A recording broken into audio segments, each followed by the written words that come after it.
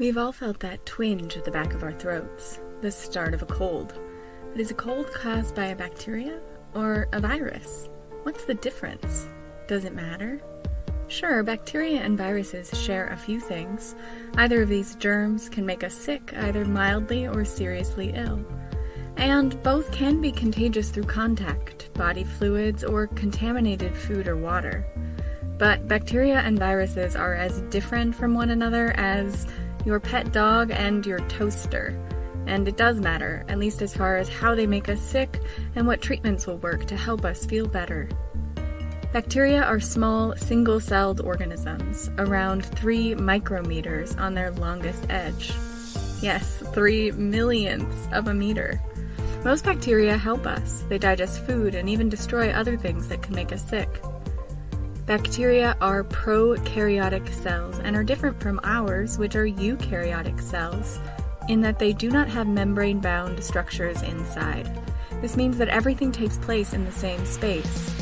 Human, plant, and animal cells are like giant houses where different things happen in different rooms. Bacteria are more like small, single-room studios.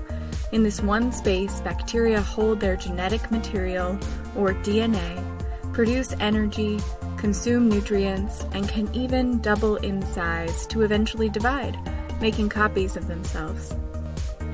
But what about viruses? Well, viruses are smaller and simpler even than bacteria. HIV, for example, is only 130 nanometers in diameter. That's right, now we're talking billions of a meter. Containing only genetic material, DNA or its close cousin RNA, inside of a protein coat known as a capsid, viruses can't even reproduce on their own. In order to do anything at all, metabolize nutrients or make copies of themselves, viruses require a host cell.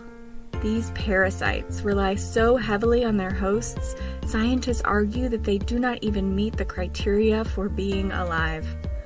This difference in size and structure may not seem important, but it does matter when you get sick. Antibiotics work against prokaryotic cells. These drugs stop bacteria from being able to divide, make proteins, or maintain their cell wall.